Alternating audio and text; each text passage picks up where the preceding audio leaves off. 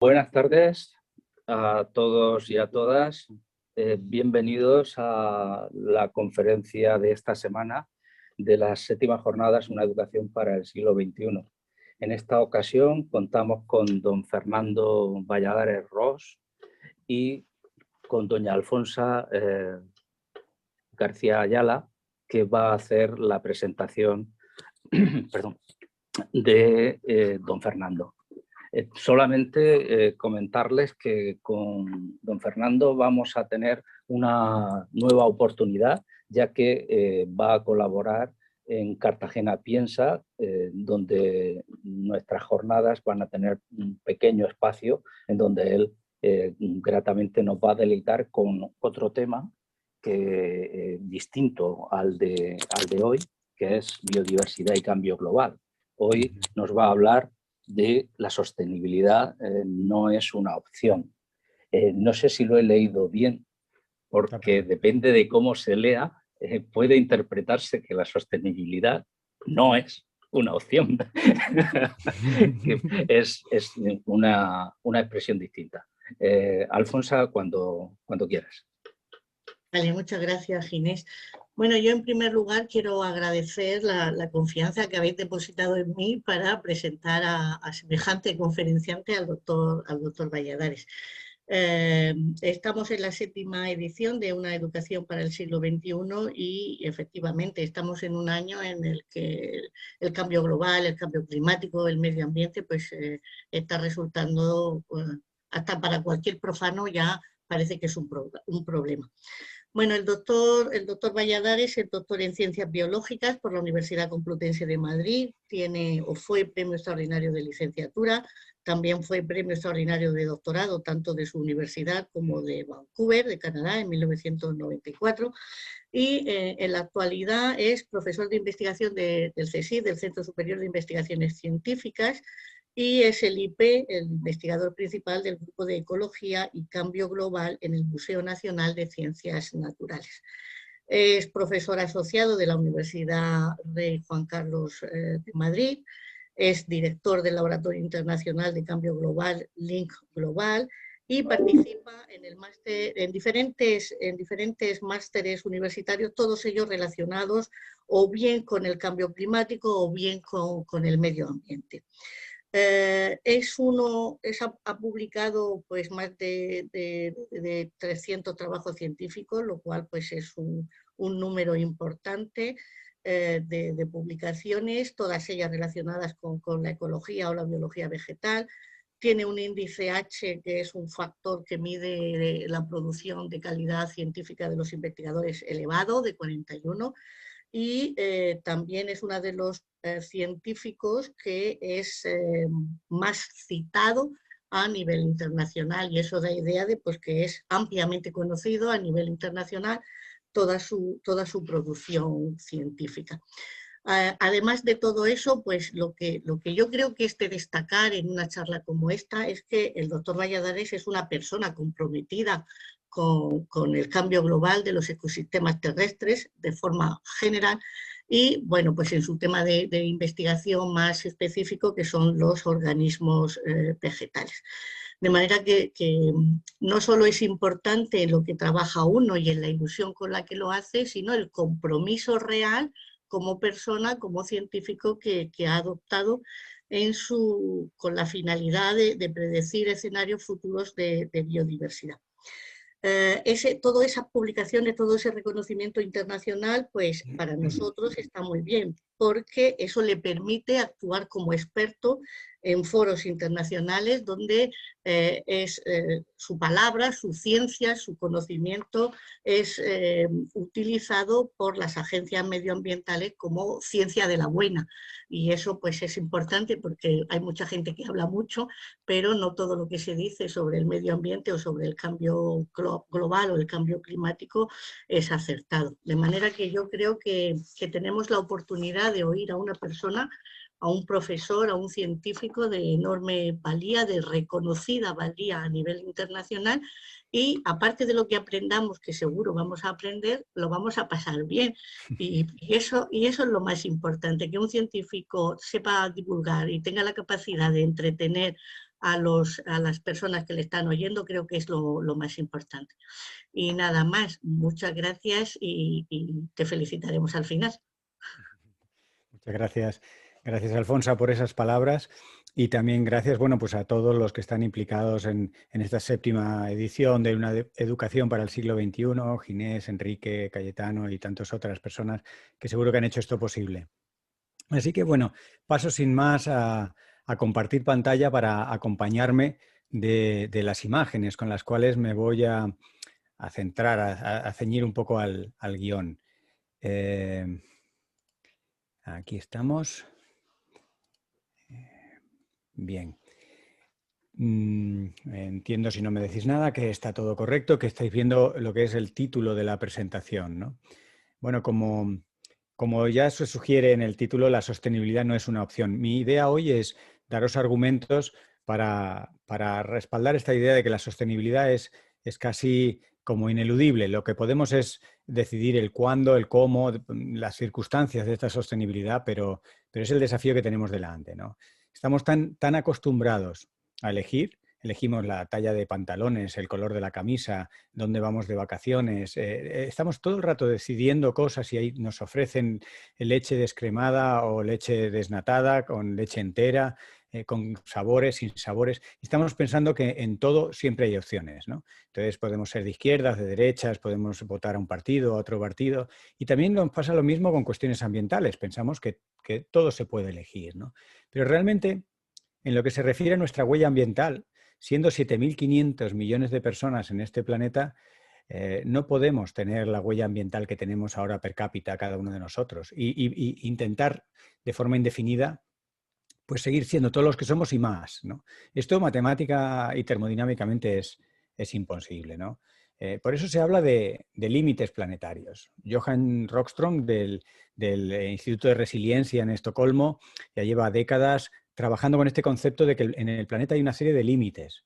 Hay límites relacionados con el cambio climático, hay límites relacionados con la diversidad, con el uso del agua dulce, con la capa de ozono, con especies exóticas invasoras. Y lo que debemos quedarnos, como se ve en esa imagen, es en la zona en verde, en la zona segura para la humanidad. Y con varios de estos parámetros nos hemos salido de esa zona de seguridad para nosotros y estamos ya pues, trasvasando esos límites planetarios, ¿no? Y pensemos que son límites para nuestra propia especie. Estamos muy acostumbrados al lenguaje, digamos, tradicional de los movimientos ambientalistas, que hablan de las otras especies con las que tenemos una responsabilidad, que hablan de las generaciones futuras y a veces nos olvidamos de que lo que está en riesgo al pasar esos límites del planeta es la propia supervivencia de nuestra especie. En realidad, buena parte de los riesgos a los que nos estamos sometiendo a nosotros mismos al trasvasar esos límites del planeta son derivadas de la locura de nuestro sistema socioeconómico. Pensemos un poco cuando llegamos a un supermercado, todas estas opciones, ¿no?, que tenemos delante, la cantidad de productos que algunos llegan de Sudáfrica, de Australia, de la otra punta del planeta. Podemos tener fruta tropical a 5.000 kilómetros de distancia y sobre todo, fijémonos lo que cuestan las cosas. ¿Cómo es posible que 1 kilo de tomates en el supermercado, para adquirirlo directamente, para llevártelo a casa, te pueda llegar a costar nada más que 60 céntimos? ¿Cómo es posible que sean tan baratos? ¿Nos hemos parado a reflexionar todo lo que significa crear 1 kilo de tomates?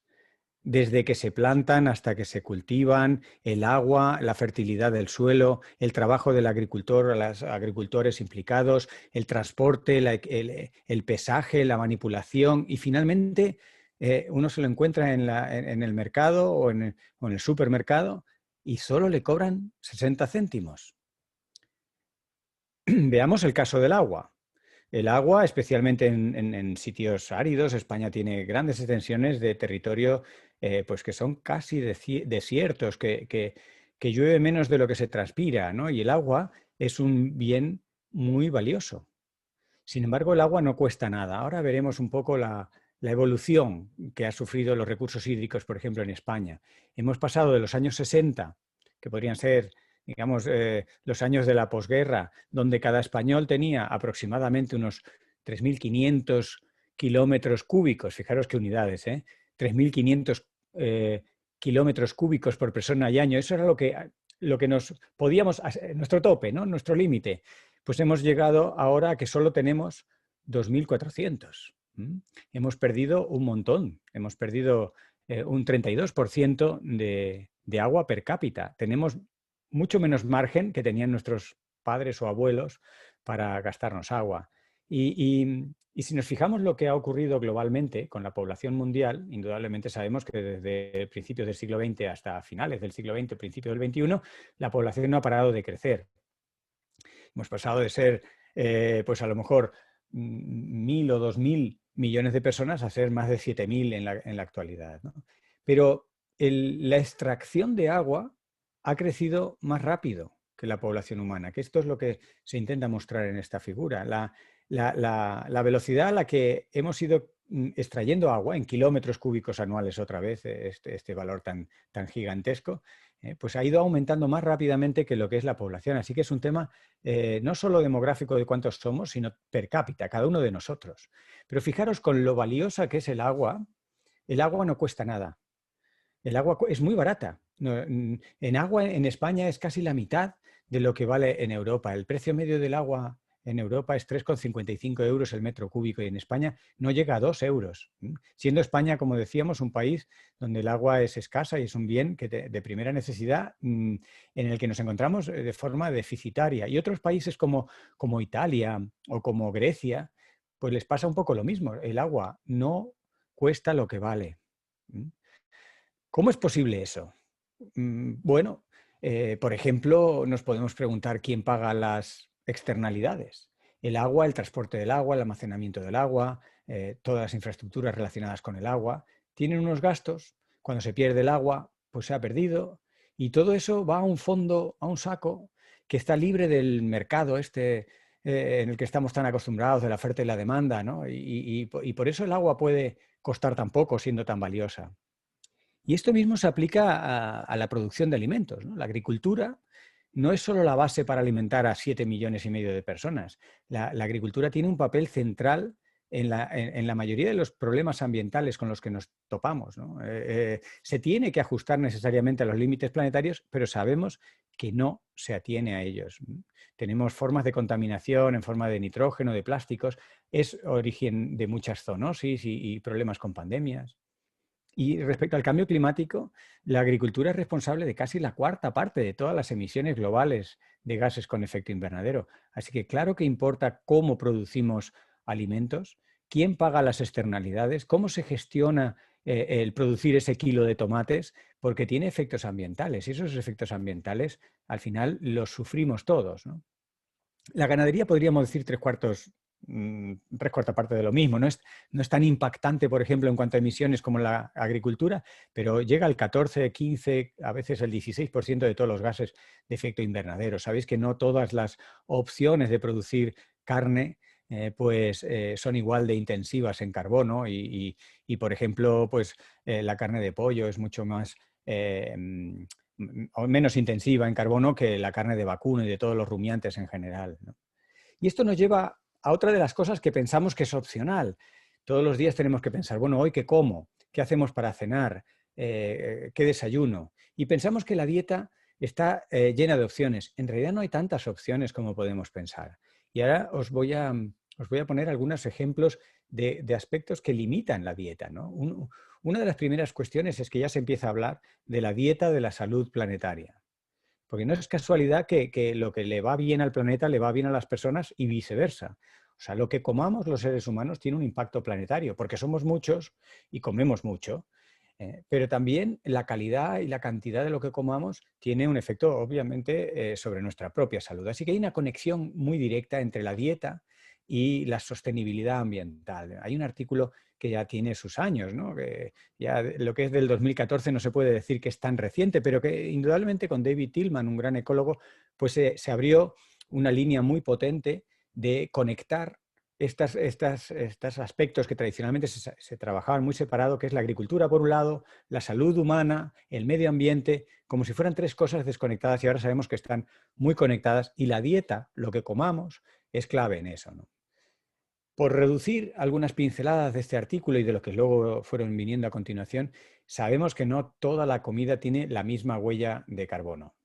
Para un gramo de proteína, que tomamos las proteínas como la unidad más limitante de nuestra nutrición, para un mismo gramo de proteína, pues no todas las fuentes emiten lo mismo, ¿no? Aquí se representan las emisiones de gases con efecto invernadero en equivalentes de CO2 por gramo de proteína. Y veis que, lógicamente, la proteína de origen vegetal, que está en verde, pues tiene unas emisiones muy pequeñas, algunas casi no son ni apreciables. Cuando llegamos a los huevos, la mantequilla, los productos lácteos, empieza a subir. En los pescados que están en azul, la acuicultura, pues ya la huella empieza a notarse más. Tenemos esos casos un poco intermedios de los pollos y los cerdos y luego ya se desboca con la carne de vacuno y de rumiantes en general. Así que no es lo mismo comer un gramo de proteína de un cacahuete que de un filete de vaca. La huella ambiental es completamente distinta y desde el punto de vista nutricional es bastante parecido. Fijaros, se observa globalmente a lo largo de la evolución del siglo XX que a medida que los países se desarrollan, pero entendamos en este caso desarrollo como una forma muy estricta, muy simplista, que es el Producto Interior Bruto o los ingresos per cápita, que es lo que se representa en el eje de las X aquí, pues a medida que crecen los países en este indicador tan simplista de desarrollo, también crece la cantidad de gramos de proteína de origen cárnico que se ingieren por persona y por día, excepto, fijaros el caso de la India, que la India se aleja de esta tendencia global, de incorporar, a medida que tienes más dinero, comes más proteínas de origen animal. Lo que es interesante es que en paralelo a esta tendencia puramente económica, también hay un impacto directo sobre el riesgo de mortandad. Al ir cambiando de dietas y al ir adquiriendo una dieta, digamos, estándar, adquirimos riesgos o contraemos riesgos de diabetes, de cáncer, de enfermedades coronarias. Fijaros, aquí se comparan para la diabetes, por ejemplo, una dieta mediterránea reduce del orden de un 15% los riesgos de diabetes, pero una dieta vegetariana reduce casi a la mitad los riesgos de diabetes. Con el cáncer los valores andan en torno al 10% de los 3-4 tipos de dietas alternativas, la vegetariana, la basada en peces o la mediterránea.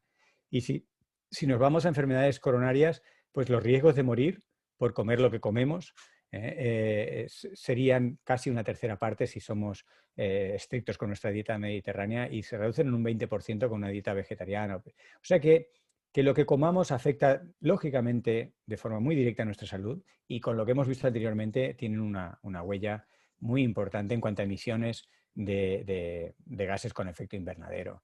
Lo que sabemos es que estas tres dietas alternativas reducen significativamente los gases con efecto invernadero y dependen mucho menos del Producto Interior Bruto del país. O sea, se pueden hacer también en países con menos riqueza, monetariamente hablando, financieramente hablando. Es decir, se pueden comer proteínas, pero siempre que sean de origen más vegetal, reduces el impacto ambiental y aumentas las probabilidades de que la gente llegue a mayor, a viejo, y se muera de viejo y no se muera de diabetes o de cáncer a una edad temprana. Así que cambiar la dieta e ir incluyendo algo menos de carne es mejor para el clima, es mejor para la gente, con una reducción promedio entre un 15 y un 25% de la mortalidad. Estamos hablando de mortalidad, no digo ya indicadores como, yo qué sé, sobrepeso o riesgo cardiovascular. Hablamos de mortalidad directamente. Y luego es además una transición justa porque logra independizar el desarrollo económico de la salud dietéticamente hablando. Todo esto nos lleva a ese concepto de la salud planetaria, ¿no? Que decía que puede sonar muy, en fin, muy grandilocuente hablar de la salud del planeta. Todo lo que suena planetario suena un poco, a veces exagerado, según cómo se diga. Bueno, pues hay una comisión de alimentos en el Antropoceno. Ya sabéis que el Antropoceno es esta era en la que estamos embarcados, en la que el ser humano trastornan los ecosistemas, pues hay una comisión de la mejor revista de medicina, que es The Lancet. Esta revista hace años que lleva trabajando en la comisión de alimentos, dietas saludables para alcanzar sistemas alimentarios sostenibles, y tiene un informe muy interesante que se llama EAT, como comer en inglés, y de este informe nada, he sacado algunas pinceladas, algunas infografías que van un poco en esta idea de identificar cómo se puede ayudar a no traspasar los límites planetarios con una dieta, como podéis entender, más rica en granos enteros, moderar las proteínas de origen animal que tienen tanta huella ambiental y que tienen tantos problemas negativos para nuestra salud, ¿no? Y va haciendo, bueno, pues un desglose en este informe del papel de la agricultura para ayudar a no trasvasar los límites planetarios, porque la agricultura tiene muchos impactos, no solo a la hora de fertilizar o de echar pesticidas o de usar el agua, no, toda la cadena de producción de alimentos tiene un montón de huellas que en este informe se aportan, y se dan recomendaciones concretas de cómo desde la agricultura se puede mejorar. Incluso hace una comparación interesante sobre regiones del planeta. Indudablemente en América del Norte se come mucha vaca, y ahí es donde se han pasado esos límites planetarios, sobre todo por la ingesta de carne de vacuno. En otros países, como en África, el consumo de carne de vacuno está dentro de la seguridad. Podrían incrementar significativamente el consumo de frutos secos, ¿no? Pero se pasan, digamos, en el consumo de productos de almidón, tubérculos como la patata y otros parecidos, ¿no? En Asia les pasa algo similar. Bueno, son márgenes, y hay una razón lógica para modificar nuestra dieta. Lo que nos falta, el ingrediente principal en nuestra dieta, es motivación para cambiarla. Nos falta, quizá con estas piezas de información y alguna más que podamos ir recolectando, pues podamos completar ese ingrediente que nos falta, que es la motivación para cambiar de dieta. Quizá algunos de vosotros me hayáis escuchado, sobre todo en los meses más terribles de la pandemia, allá por el mes de marzo o abril, revisar la evidencia científica sobre cómo funcionan las pandemias, y saqué algunas frases que eran un poco provocadoras, como por ejemplo la idea de que la mejor vacuna era un ecosistema que funcionase bien, y nos lo hemos cargado, ¿no? Teníamos ya una vacuna, pero nos la hemos cargado. Y esto en pleno momento en el que se estaba luchando por conseguir una vacuna, pues era bastante provocador. Lo que yo quería incidir en aquellos artículos era revisar la evidencia científica que mostraba cómo la biodiversidad nos protege, cómo los ecosistemas ricos en especies bajan los riesgos de estas enfermedades infecciosas de origen animal que acaban entrando en la población humana, y que causan, pues, los problemas que todos sabemos ahora que están causando estas pandemias o estas enfermedades que se pueden hacer globales, ¿no? Indudablemente, detrás de una pandemia hay un montón de factores, no es un único factor, pero hay muchos factores ambientales importantes que aumentan los riesgos de pandemia: la deforestación, la pérdida de especies, el tráfico ilegal de especies, el propio cambio climático, bien sea de forma directa o bien sea a través de vectores, como los mosquitos o las garrapatas, la pérdida de diversidad, el empobrecimiento genético de las especies que hospedan o que pueden hospedar virus y bacterias. Pensemos en las granjas donde se produce de forma industrial la carne de la que hemos hablado antes por otras razones, ¿no? Pues estos genéticamente son muy pobres. Cuando un patógeno entra en una de estas granjas, se encuentra todos los organismos genéticamente muy similares y puede causar estragos. Una vez que logra sortear las barreras de antibióticos y de productos sanitarios, las aves o los cerdos, que son los dos centros principales, los dos organismos principales que nos han causado muchas epidemias peligrosas, pues no se encuentran con la regulación que ofrece una diversidad, en este caso la diversidad más fina, de grano más fino, que es la diversidad genética dentro de una especie. Y ya he mencionado un poco el cambio climático, no voy a desarrollarlo en mucho detalle, pero sabéis que el mismo año pasado, el que acaba de terminar, el 2020, que lo recordaremos siempre por la pandemia, también es un año de récord, fue el año más cálido de la historia, igualó al 2016 y está entre los 7 años más cálidos desde que existe registro. En fin, se batió un récord absoluto de temperatura en California en agosto, donde se midieron casi 55 grados centígrados. El calentamiento global nos está llevando, pues eso, a esas cifras históricas, y en promedio para la Tierra se habla de 1,1 grados de calentamiento desde la era preindustrial. Sabemos que tenemos ese 1,5 que se estableció en el Acuerdo de París como un poco de referencia que querríamos no sobrepasarlo. Va a ser difícil que no lo sobrepasemos, pero de luego que no queremos pasar los 2 grados, ¿no? Y sobre los impactos del calentamiento global, estamos escuchando en las noticias, viendo en los telediarios constantemente recordatorios de tormentas, de sequías, de eventos extremos, que no voy a detallarlos, simplemente los refresco aquí un poco para que queden en nuestra mente, por ejemplo, el calor almacenado en los océanos durante todas estas décadas, que está favoreciendo los episodios muy intensos de gota fría o de huracanes. El año pasado también fue una temporada récord de huracanes. Y luego mencionar cuestiones como los puntos de inflexión, que son situaciones que una vez que se despiertan es muy difícil regularlas. Por ejemplo, el permafrost. De los 15 puntos identificados hay 9 que son bastante críticos. El permafrost es la denominación técnica del suelo permanentemente congelado, sobre todo en el Ártico, en Siberia, en Groenlandia, en zonas boreales de Canadá y Estados Unidos.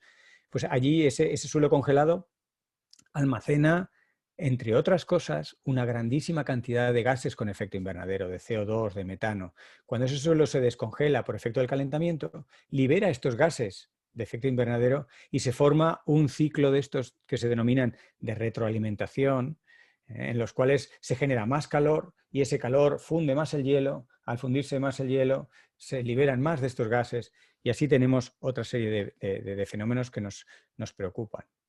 Y aterrizando un poco a la situación europea y española, vemos en este primer mapa el impacto del cambio climático y vemos que España está muy en rojo. Vemos todo el levante mediterráneo también en un rojo muy oscuro. Quiere decir que ahí hay un potencial impacto del cambio climático muy grande, ¿no? Se midieron tanto cuestiones físicas, ambientales, sociales, económicas o culturales y vemos que los impactos del cambio climático son mucho mayores en la península ibérica y en el levante que lo que es en el promedio de Europa. Si miramos la capacidad que tenemos de adaptarnos a ese cambio climático, el cuadro es justamente el contrario. Tenemos unas capacidades muy limitadas en España. Tenemos problemas de gobernanza, de competencias, de gestión del territorio. Tenemos infraestructuras deficientes, pequeñas. Se habla de, por ejemplo, los puertos que no están preparados para los nuevos mares. Y claro, el resultado de las dos cosas es que la vulnerabilidad de España es muy notable. Tenemos un gran impacto potencial y tenemos unas capacidades de adaptarnos muy limitadas. Así que la vulnerabilidad de España es muy grande y por eso es tan importante abordar la neutralidad climática, proponernos una estrategia a largo plazo en la que vayamos cambiando el chip. No solo España, lógicamente, todo el mundo debería hacerlo, pero no debemos esperar a que los demás lo hagan. Todos y cada uno de los países tenemos que entrar en esta estrategia. Y como decía desde el principio, esto no es una opción. Si no lo hacemos, al final sufriremos unas consecuencias muy difíciles en fin, de lidiar con ellas. Hay también que cambiar la narrativa y lo quiero también aplicar a este mismo ejercicio de hoy, ¿no? No podemos abusar de la narrativa del miedo. Es verdad que los escenarios que nos esperan si no hacemos nada son bastante tremendos, ¿no? Pero el miedo, por muy terribles que sean los escenarios científicos, aunque es un instinto básico muy importante para no incurrir en riesgos desmesurados, y a lo largo de la evolución humana y de muchas especies se ha seleccionado el miedo para precisamente mantenernos en el lado seguro de los riesgos que podamos correr, el miedo no genera conductas libres, maduras ni responsables. Eso lo sabemos, por tanto no podemos abusar del miedo en la narrativa del cambio climático y en general de las amenazas ambientales. Por ejemplo, pensemos que tenemos que embarcarnos en una estrategia a largo plazo, porque solo a largo plazo se consiguen grandes cambios y las cosas a la altura global que necesitamos, pero ya hay oportunidades hoy mismo, hoy, esta tarde, mañana, en este año, hay cosas nuevas que se abren ante nosotros. No lo veamos solamente el aspecto tremendo. Por ejemplo, podemos ahorrar mucho dinero. Vamos a hablar un poco de dinero. Fijaros, estos son los extremos climáticos en un informe muy reciente de la Organización Meteorológica Mundial. El número de desastres de origen climático se ha multiplicado por 7 desde los últimos 50 años. Desde más o menos un equivalente de 711 número de estos desastres que había en los años 70 hasta más de 3.000 que hay en la actualidad. Sin embargo, se ha multiplicado por 5. 5 por 7, 30 y tantos, ¿no? Pues de ahí vienen esas cifras. Sin embargo, las pérdidas económicas se han multiplicado por 7. De 175 billones con B de dólares se ha pasado a 1.300 billones de dólares. Han crecido más las pérdidas económicas, así que tenemos mucho que ganar si hacemos algo por el cambio climático. En cualquier caso, yo os propongo que abandonemos esta especie de dicotomía falsa y bloqueante entre conservar el medio ambiente o bien desarrollarnos, como si no hubiera otras formas de desarrollarnos que solo sean las de impactar el medio ambiente. Ya hemos visto en la dieta, ¿no? Había alternativas de modificando la dieta podemos seguir comiendo y ingiriendo una cantidad de proteínas, pero con una huella ambiental menor. Tenemos que buscar otros indicadores de desarrollo que no sean meramente económicos o monetarios, ¿no? Y tenemos que encontrar incentivos para esa motivación global. La oportunidad de hacer historia, la satisfacción de contribuir a una sociedad funcional y estable. Y también, curiosamente, tenemos que aprender a ganar y a gastar el dinero. Porque un estudio reciente de Bittman y colaboradores, que se publicó a finales del año pasado, muestra que la riqueza no nos hace felices y además la riqueza nos hace ambientalmente pobres. Se planteaba la idea de que a medida que los países y las sociedades tenían más dinero, eran más ricas, podían compensar mejor su huella ambiental. Y es al contrario. Se ha visto que las dos cosas crecen indefinidamente. Cuanto más dinero, más impacto, cuanto más impacto, más dinero, cuanto más dinero, más impacto. Y esto de momento no lo estamos cambiando. No sabemos gastarnos el dinero. El dinero, además, nos permite vestir de verde las cosas y engañarnos a nosotros mismos con palabras de sostenibilidad, con proyectos que parecen estupendos y en paralelo a nuestra huella ambiental vamos desarrollando toda una, en fin, una pretendida realidad que no es la que muestran los datos crudos del calentamiento global, de la contaminación o de la pérdida de biodiversidad. Paradójicamente, además, el dinero, lejos de traernos la felicidad, nos trae tristeza y trastornos psicológicos. Fijaros, lógicamente, cuando se parte de niveles de pobreza muy extremos, como se ve en la gráfica inferior, el bienestar subjetivo, medido con estimadores en psicología, va creciendo. A medida que salimos de la pobreza extrema, lógicamente aumenta nuestro bienestar. Pero hay un punto de inflexión y es especialmente notable en las ciudades, donde cada vez vive más gente. En las ciudades vive ya el 70% de la población humana. Bien, pues esto se nota más en las ciudades, pero se nota también en el campo. Se provoca una inversión. Las personas son más felices en las ciudades cuando el entorno es pobre, pero a medida que se gana riqueza, empiezan a dejar de ser felices en las ciudades y ser más felices en el campo, lo cual nos dice que hay que cambiar un poco el chip, ¿no? Y hay que volver a poner a la naturaleza y a la conservación del medio ambiente y al vivir en contacto con la naturaleza en el lugar donde toca. Y fijaros, si hablamos de dinero, lo mejor es ir al Foro Económico Mundial, que es donde se reúnen las grandes entidades financieras que se acaban de reunir otra vez en Davos hace nada y que muestran gráficos como este, donde lo verde es lo ambiental y los riesgos para la economía no vienen de la economía que está pintada en azul. Desde los años 2012 hasta el 2020-21, la economía ha ido perdiendo importancia. Cuando nos hablan de crisis económica, en realidad la crisis se manifiesta económicamente, pero los impactos son ambientales. Y eso dicho por economistas, no por gente que como yo trabajamos en el medio ambiente, ¿no? Sino los propios economistas. Tenemos que entender que hay un discreto pero mortífero papel de las entidades financieras. Entre los propios economistas ya hay voces muy críticas con el sistema. Las tres críticas fundamentales que los propios economistas comentan son la acumulación de la riqueza en manos de unos pocos, algo que parece que es como ideológico o religioso o espiritual y que algunas personas tienen más sensibilidad, otras les da más igual, pero en realidad eso genera inestabilidades en el sistema económico. La acumulación de riqueza en manos de unos pocos. El agotamiento, obviamente, de los recursos, en especial el petróleo, que ya está provocando, el pico del petróleo ya pasó, se calcula que fue en el 2019, y a partir de entonces habrá cada vez menos petróleo. Y sobre todo petróleo de calidad para producir, por ejemplo, diésel. Pues no va a haber para mantener la demanda que tenemos en la actualidad, ¿no? Y luego ha aumentado desproporcionadamente la economía financiera sobre la economía real. Es decir, la economía real es la que produce bienes y servicios. Dicho de otro modo, ha proliferado lo de ganar dinero sin trabajar.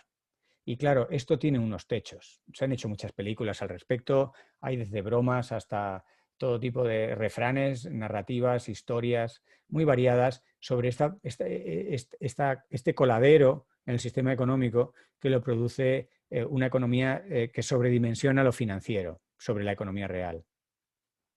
Y fijaros, los bancos en el fondo están haciendo posible una buena parte de los impactos ambientales. En el 2019 se destinó, esto se puede encontrar en el informe que se denomina Bank Rolling Extinction, que se ha publicado recientemente, y los números son muy claros y muy fáciles de entender. Lo único es que el informe está en inglés, pero por lo demás se entiende muy claro. Por ejemplo, en el 2019 se destinó una inversión de 2,6 billones con B de dólares a inversiones que destruyen la biodiversidad, que generan emisiones de gases con efecto invernadero, que degradan el medio ambiente y que llevan una producción de alimentos o de turismo no sostenible. Fijaros, esa cantidad es equivalente al doble del Producto Interior Bruto de España. Esto luego se puede desglosar por actividades, por regiones, pero de momento me interesa más que nos quedemos con la cantidad de dinero que los bancos financian. Los bancos no se sienten responsables de dónde va su dinero, pero creo que entre todos tenemos que hacerles ver que tienen una parte de responsabilidad, que tienen que hacer una auditoría ambiental y ver a dónde va el dinero que ellos prestan. Muchas veces se habla de el dinero que nos costaría hacer políticas más verdes, implementar, por ejemplo, los ODS, los Objetivos de Desarrollo Sostenible, o implementar el Acuerdo de París del cambio climático. Sí, claro que cuesta dinero, mucho dinero. Pero fijaros, si cambiamos las prioridades, hay dinero. En un trabajo publicado en la revista Nature por Denis García y colaboradores el 20 de agosto del año pasado, se mostraba cómo todo lo relacionado con contener la violencia representa aproximadamente el 10% del Producto Interior Bruto mundial. ¿De acuerdo? El Producto Interior Bruto mundial estaría representado por el círculo grande de color claro y el 10% en su interior representa todo lo que nos gastamos en violencia, en general, en ejércitos, armamento y contener la violencia. Bueno, pues resulta que la implementación de los ODS representan el 5% del Producto Interior Bruto y a implementar el Acuerdo de París solamente el 1% del Producto Interior Bruto mundial. Es decir, nos gastaríamos el 6% y aún nos quedaría más de un 4% para seguir jugando a la guerra. Si tenemos en cuenta que además ya no es un peligro real lo que le pasa a otros países, o por lo menos no es un peligro tan grande como es el cambio climático o las pandemias, estamos invirtiendo dinero en defendernos de aquello que no es la principal amenaza. Y dinero hay. De hecho, otro estudio muy interesante que salió en el 2020, publicado en la revista Science por Dobson y colaboradores, hablaba de lo tremendamente rentable que es atajar pandemias. Pero más que atajar, perdonad, es conservar la naturaleza para evitar tener que incurrir en pandemias. Conservar la naturaleza, ellos lo estimaron que prevenir las pandemias costaría mucho dinero, lógicamente, costarían del orden de entre 17 y 27 billones de dólares. Y entre las actividades que ellos cuantifican está pues, el detener la deforestación en zonas tropicales, el limitar el comercio de especies o establecer una red de alerta y control de pandemias. Estas cosas cuestan dinero y costarían de entre 17 y 27 billones de dólares. Pero solamente la COVID-19 nos va a costar y nos está costando entre 8 y 16 trillones de dólares. O sea, 1000 veces más una única pandemia que reducir los riesgos de todas las pandemias, con una naturaleza funcional y con una intromisión humana mucho menor y más conservadora en los sistemas naturales, ¿no?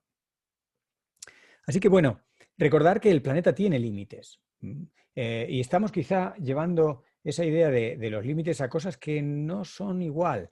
El planeta tiene bueno, pues una posición en el universo, un funcionamiento que se rige por leyes físicas, químicas, biológicas, y tendemos a pensar que la economía funciona igual, pero en realidad la economía, la forma en la que la sociedad se organiza, y por tanto la economía no sigue leyes físicas, es simplemente el resultado de las decisiones y los acuerdos entre las personas. Así que podemos ir al núcleo de los problemas que es la economía. El sistema socioeconómico actual no es sostenible, lo sabemos por activa y por pasiva, por estudios que cuantifican una cosa u otra, que se fijan en la agricultura o que se fijan en los costes de diversidad o en los riesgos de problemas climáticos, ¿no? Genera tensiones, conflictos bélicos, genera lo que se conocen como muertos evitables, muertes prematuras. Muchos millones de personas al año mueren que se podrían evitar con un medio ambiente mejor conservado y con una atenuación de los eventos climáticos extremos y los episodios de contaminación, etc. Y luego, una vez que ponemos en marcha muchos de estos grandes problemas ambientales que vienen como bofetadas a la humanidad, no tenemos tecnología para frenarlos. Fijaros lo que ha pasado con el coronavirus. Cuando por fin tengamos la vacuna o las vacunas y estén en un número significativo de la población, habrán muerto probablemente 2 o más de 2 millones de personas. Es tremendo, ¿no? Cuando ya por fin tenemos la tecnología, es un poco tarde decírselo a todas esas personas que han fallecido y sus familiares, o pensemos en los impactos tremendos en nuestro modo de vida que han tenido esta pandemia. O pensemos en las tormentas, en las sequías, en los incendios devastadores. Esto no tenemos tecnología. Una vez que estas cosas se ponen en marcha, ya solo queda, pues como hemos hecho, refugiarnos en casa, cruzar los dedos y que pase el asunto. Lo interesante es disminuir los riesgos de que esto ocurra. Y para eso tenemos que abordar la madre de todos los problemas, que es el propio sistema socioeconómico, ¿no? Y, por ejemplo, tenemos que ser responsables. La política agraria europea, ya que hemos hablado hoy tanto de agricultura, de dieta, de alimentos, pues la política agraria europea, que se ha revisado recientemente, no es verde. Y es una grandísima contradicción con el Pacto Verde Europeo. O sea, el Pacto Verde Europeo, como su nombre sugiere, es muy verde. Los fondos económicos que se están dando ahora y se van a planear y que España va a recibir un montón, ya veremos cómo nos lo gastamos y cómo somos capaces de gestionar toda esa ayuda. Pero bueno, ahí viene un montón de dinero para salir de esta crisis que se ha manifestado en la economía, que ha tenido también una manifestación sanitaria. Bueno, pues para salir de estas crisis, Europa, de forma muy consensuada, ha identificado que hay que mejorar la sostenibilidad de nuestras actividades, ¿no? Y por eso el pacto es un pacto verde. Pero la política agraria no es verde. O sea, la política agraria no cumple con el Acuerdo de París. Y aumenta la desigualdad, las injusticias sociales, además amenaza la biodiversidad. O sea que dentro de Europa, que es uno de los continentes más concienciados, es un continente de vanguardia del que sentirse orgullosos, tenemos fortísimas contradicciones que tienen que ver con el no mirar de frente al origen de los problemas, que es la socioeconomía, ¿no?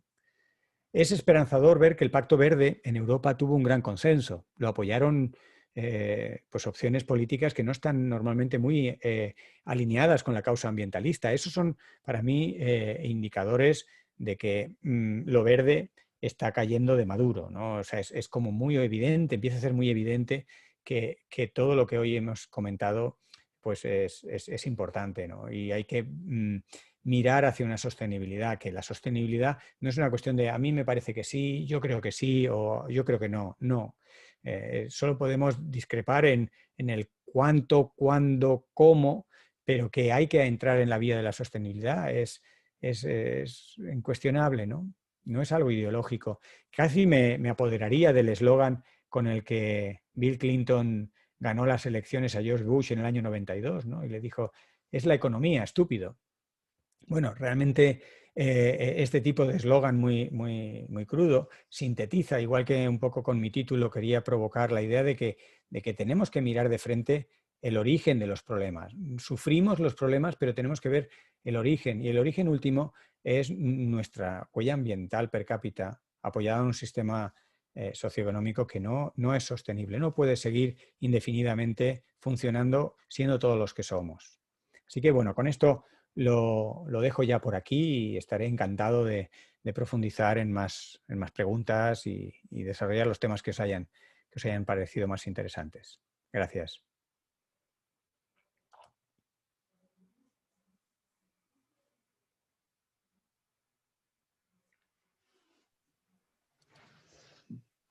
Muchas gracias, Fernando. No sé cómo estará la gente todavía, está reaccionando seguramente al impacto que has provocado con tu estupenda aportación. Gracias. Yo solamente quería, para dar tiempo a que las personas puedan formular sus preguntas o bien Claro. De forma oral, que ya tenemos a alguna persona que le vamos a dar paso inmediatamente, o bien a través del chat.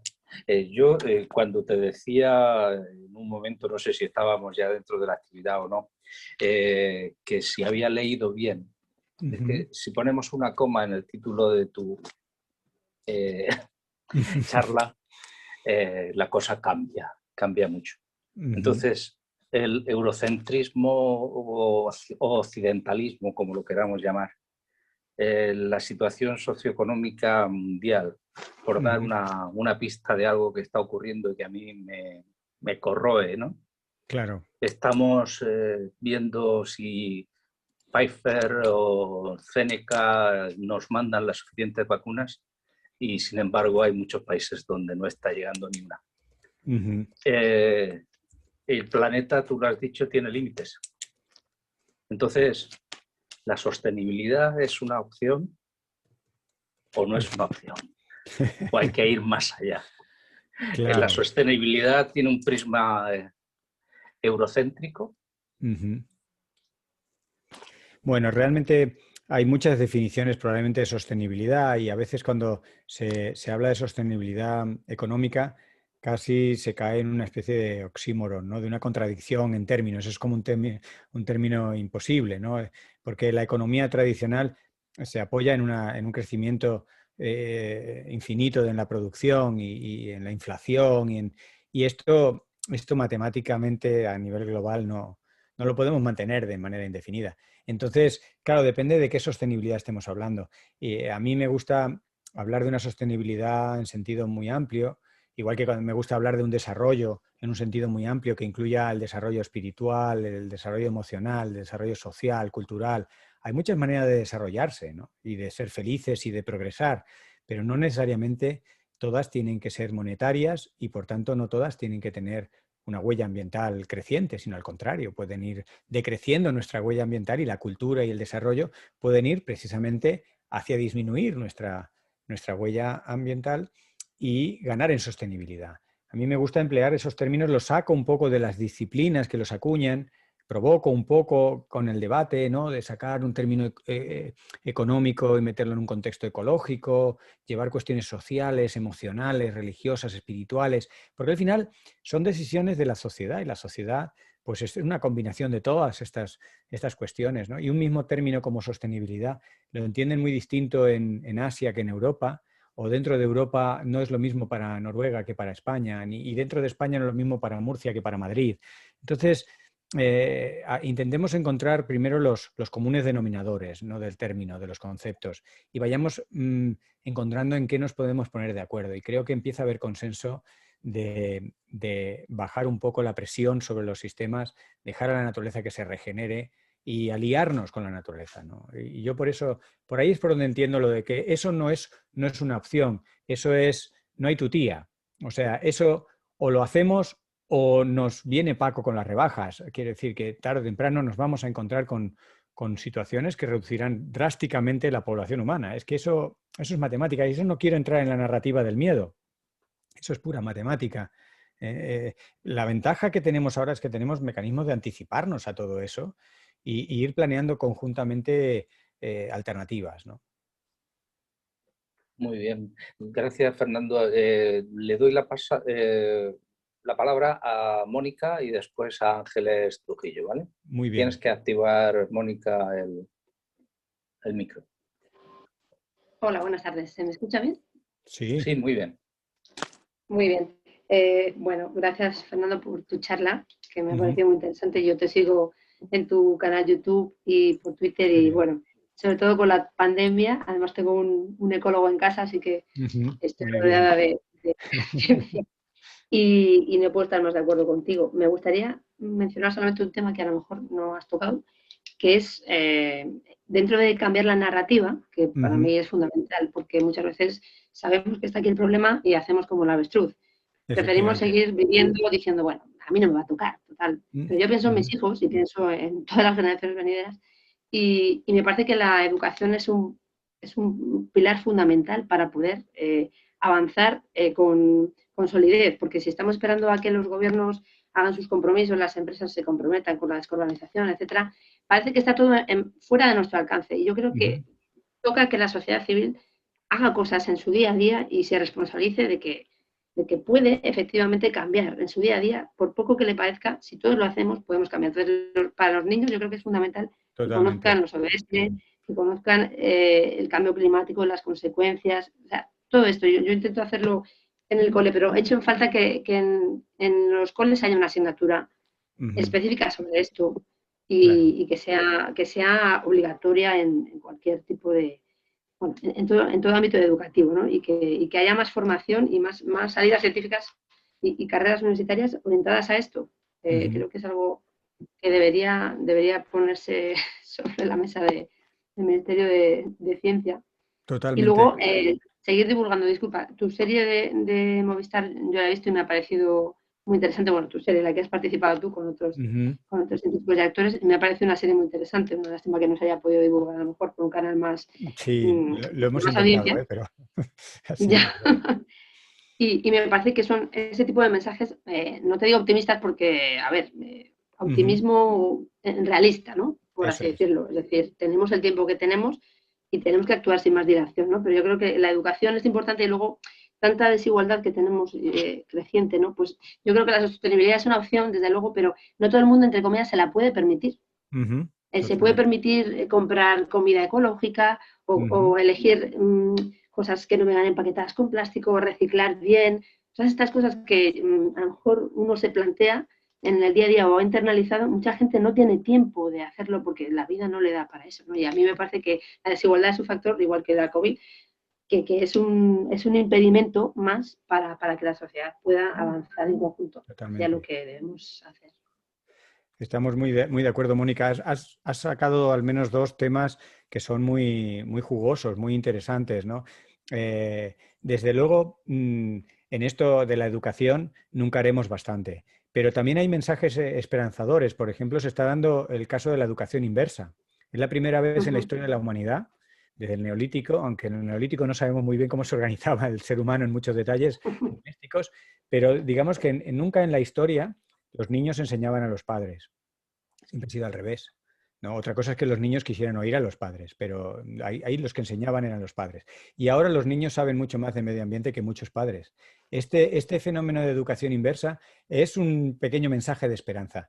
¿Que hay que formar aún mejor a los niños y a los chicos y a los jóvenes? Seguro, hay mucho margen. Pero creo que también tenemos mucha pedagogía que hacer en los viejunos y en las personas como nosotros, que estamos ya en edades intermedias muy ocupados con lo cotidiano, ¿no? Y se nos pierde a veces la lista de prioridades, ¿no? Estamos tan ocupados con lo urgente, con pagar las facturas, con salir a flote, con resolver la intendencia, y se nos olvida el cuadro general, ¿no? Y en eso hay mucha pedagogía que hacer. Yo estoy encantado en participar en eso en lo que se pueda, pero creo que tenemos que educarnos todos un poco. Entre otras educaciones, por ejemplo, tenemos que aprender a discrepar en el sentido más constructivo del término. Eso no lo sabemos hacer.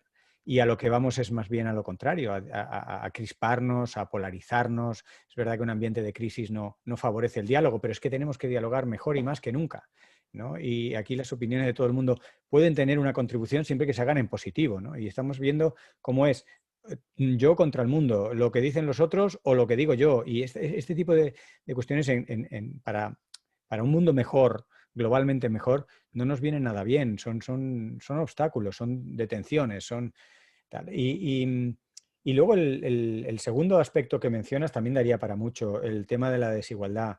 Lo he mencionado un poco y había un dibujito por ahí, lo he dejado caer. Parece que también el tema de la desigualdad, cuando los propios economistas, estos economistas que son como el caballo de Troya, ¿no? Economistas que están dentro de la economía destrozando la economía, que me parecen fantásticos, que necesitamos de esos muchos más.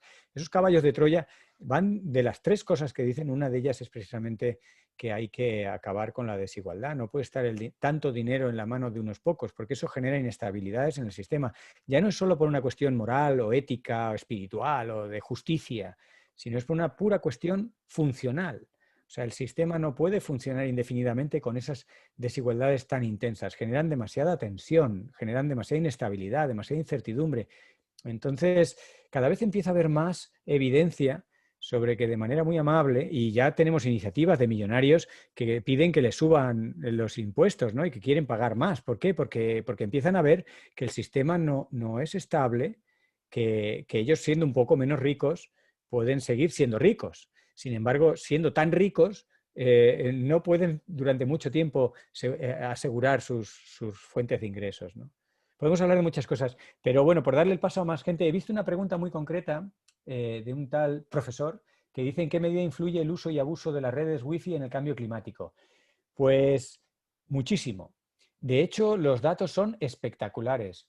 Solo voy a dar 2 pinceladas porque también daría para mucho, pero pensad que ver una película en Netflix equivale a recorrer 20 kilómetros en coche en cuanto a emisión de gases. Yo cuando me enteré del dato me quedé un poco así, ¿no? Porque de vez en cuando todos vemos alguna serie y no se me había ocurrido pensar, cuando calculas todo lo que supone el transporte, el almacenamiento de todos esos gigabytes asociados a una película, pues suponen eso, ¿no? O luego, por ejemplo, más absurdo, saqué una píldora hace ya bastantes meses en las que estuve mirando lo que cuesta el spam. Ya sabéis, este correo electrónico, que es absurdo, es absurdo porque nadie lo desea, se llama así, ¿no? Correo no deseado. Pues el correo no deseado produce durante el año el equivalente a que un coche recorra 360 kilómetros. Es un montón. Cada mensaje de correo electrónico provoca la emisión de 4 gramos de CO2 y si lleva un adjunto 50 gramos. Entonces, imaginaos los millones de correos que se envían cada día. Solo esa dimensión del Wi-Fi. Por poner un poco en contexto la pregunta que ha hecho esta persona, ¿no? Muy bien. Enrique, tienes un buen número de preguntas que formularle a Fernando.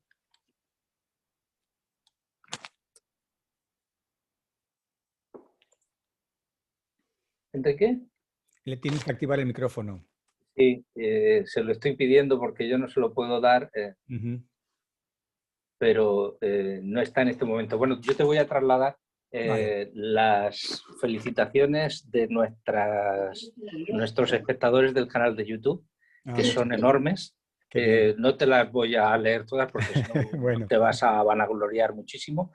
Y te voy a trasladar algunas preguntas. Algunas están relacionadas con el tema de la educación, y hablando de matices en esa educación, coeducación, la importancia de todo eso. Luego hay una aportación de Ana María Valencia que dice, te felicita, y después manifiesta esto: el dinero está en manos de unos cuantos, entre ellos Gates, que es un gran desforestador, lo califica ella.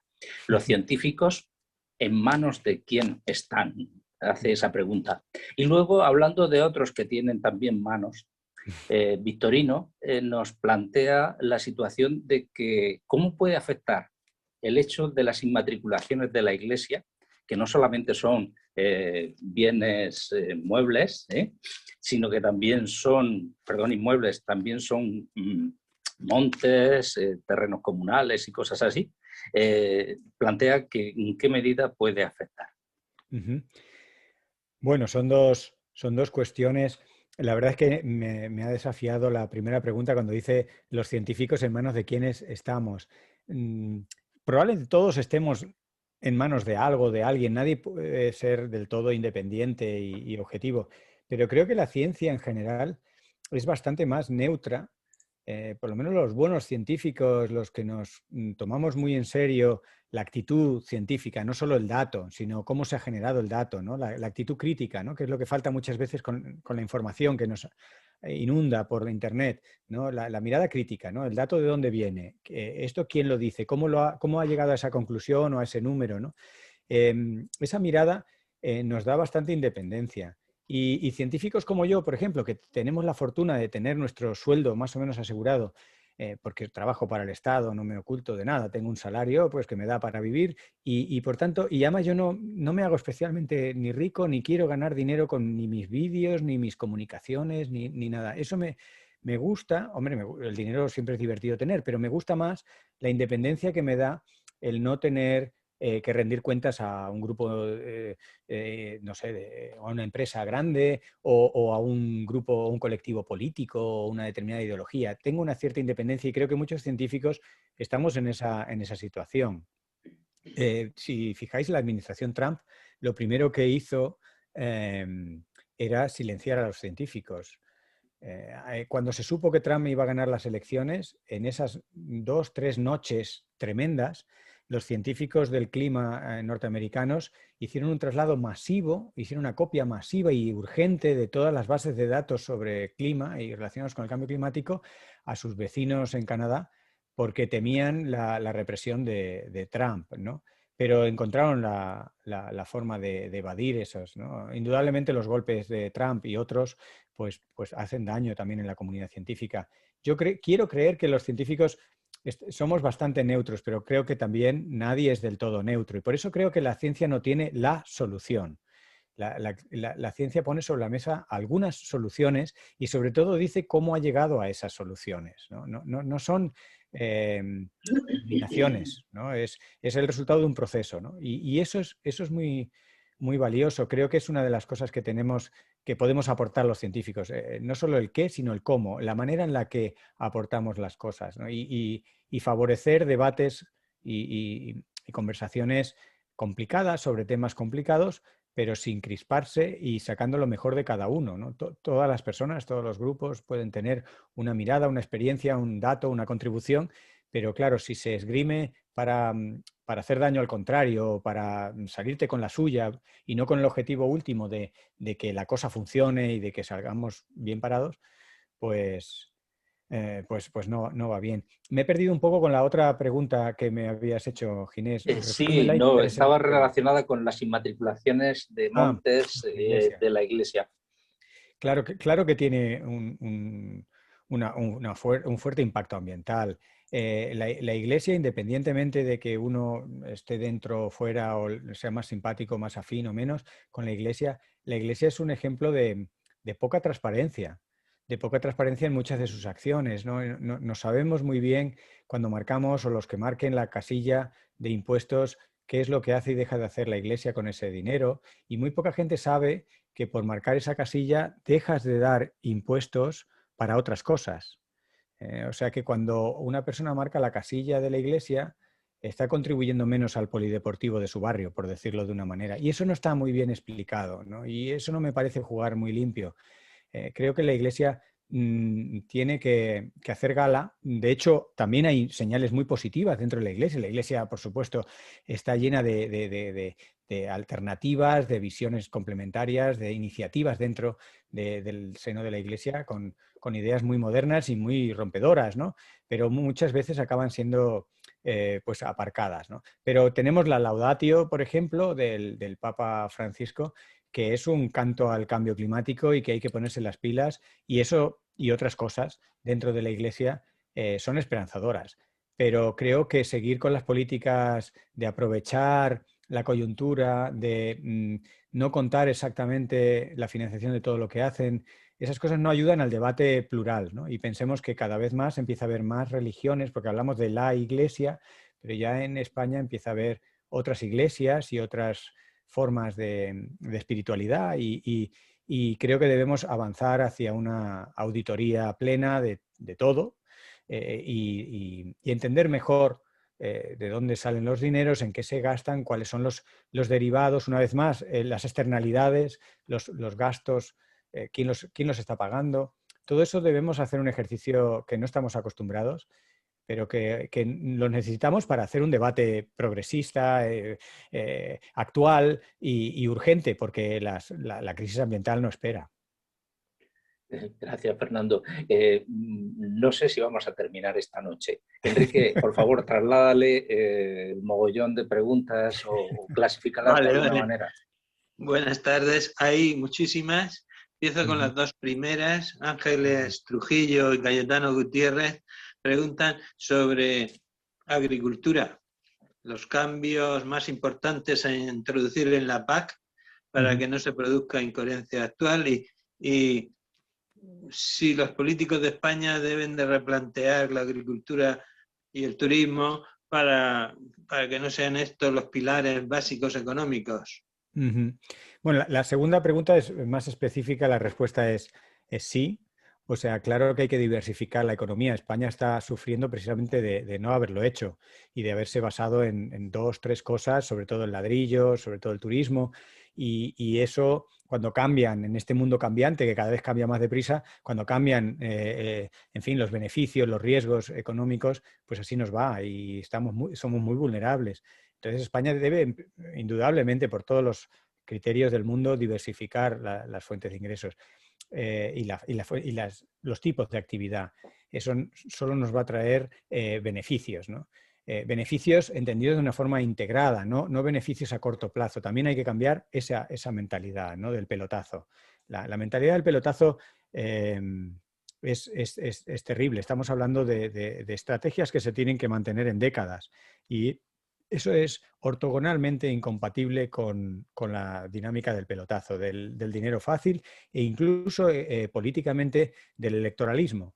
Los políticos tienen que trascender al periodo electoral y tienen que trascender a esa especie de temor a si ganan o pierden votos. Tienen que hacer, una vez que están en el poder, tienen que hacer lo que crean mejor, con los mejores asesores, independientemente de si eso es popular o no es popular y les va a hacer ganar votos o no. Y claro, todavía no tenemos esa generación de políticos porque quizás nuestra propia sociedad no es madura todavía para generar esos políticos, para confiar en esos políticos. Son unos círculos que se retroalimentan, ¿no? Y sobre la agricultura, pues habría mucho que comentar, pero indudablemente hemos caído nosotros en una trampa que nos hemos hecho al solitario con la historia de dar de comer a la humanidad. Le hemos dado un cheque en blanco al sector agrícola y esto ha sido tremendo. O sea, creemos que el objetivo de la agricultura es dar de comer a la humanidad y no es cierto. El objetivo del sector agrícola es hacer dinero. El segundo objetivo es dar de comer a la humanidad. Entonces esto creo que hay que cambiarlo. ¿Cómo se cambia? No es fácil. Hay intereses, hay inercias que son las que están ahora pagándose en Europa. O sea, los problemas de las contradicciones en Europa son precisamente el legado histórico, los grupos de presión, los modus operandi, las formas de hacer las cosas que tienen una inercia. Entiendo también que hay unos plazos para renovar todo eso, no se puede mañana cambiarlo todo, pero primero hay que hacer un análisis muy honesto que no se está terminando de hacer porque pues existen todas estas inercias de cómo se hace dinero con la producción de alimentos. En el momento en que invertamos las cosas y digamos, no, vamos a volver a dar de comer a la gente, se puede dar de comer a la gente con menos huella ambiental, pero probablemente con menos pelotazos y con menos oportunidades de negocio multimillonario, ¿no? Esto es la parte fea, entre comillas. Algunas entidades, algunas personalidades, algunos sectores, pues no van a hacer tanta caja a fin de mes, pero igual no es tan grave. Si lo que nos preocupa realmente es dar de comer a la humanidad, se puede hacer con prácticamente lo que ya tenemos, pero sin intentar rentabilizar tanto. Y es cierto también lo que mencionaba, creo que Mónica, de que el precio de las cosas ecológicas no lo puede pagar cualquier persona. Claro, esa es una decisión social que tenemos que encontrar, ¿no? Tenemos que buscar maneras de que lo ecológico, lo saludable, tanto para las personas como para el planeta, sea también asequible a personas o a sectores menos favorecidos económicamente. No es justo. Claro, el tomate, ya que seguimos con ese ejemplo, si queremos seguir, el kilo de tomates en el supermercado debería costar 2 o 3 o 4 euros, no lo sé, pero más de los 60 céntimos, 80 céntimos que se llega a ver. Y habrá familias que no lo podrán pagar. Pues eso es otra medida que habrá que acompañar. Cómo hacer que todo el mundo pueda comprarse ese kilo de tomates. Pero no pensemos que vale 60 céntimos. Muy bien, Enrique. Sí, seguimos. Muy bien. Cayetano nos habla varias veces sobre la posibilidad de nuevas pandemias. Pregunta si la descongelación del permafrost podría disparar el número de virus desconocidos. Si la pérdida de biodiversidad aumentará el número de zoonosis y por tanto de pandemias. En definitiva, si crees que pronto tendremos más pandemias. Sí, esa pregunta es fácil de contestar, es muy dura, es muy cruda, pero la respuesta es sí. Lo lleva las Naciones Unidas avisando mucho tiempo. más de 6, 7 años, de forma explícita llevan avisando sobre el incremento en las últimas décadas del riesgo de pandemias. Claro, una pandemia no se puede predecir exactamente cuándo golpeará y cuál será el patógeno, pero tú sabes las condiciones que las favorecen y estamos comprando muchas papeletas. Es un tema de probabilidades y al final tenemos más probabilidades. Sobre lo que dice del permafrost, es cierto que al descongelarse algunos suelos, por ejemplo, en Siberia salió un brote de anthrax que estaba perfectamente congelado en su suelo y cuando se descongeló generó una infección de anthrax local. Pero, y también algunos glaciares en China tenían, al descongelarse, liberaron algunas bacterias que eran peligrosas para la especie humana. Muchas de las bacterias que liberaron no se saben ni qué efectos tienen en la especie humana. Todo eso es un tema que es interesante científicamente, pero creo que impactos sobre la salud de momento no son los más preocupantes. Es mucho más preocupante los efectos mediados por la diversidad y la degradación de ecosistemas. Ahí estamos perdiendo, por un lado estamos perdiendo mecanismos de regulación que existen en una naturaleza compuesta por todas las especies que tienen que tener y por tanto cuando se pierden esos mecanismos de regulación aumentan las probabilidades de que salten infecciones a la especie humana.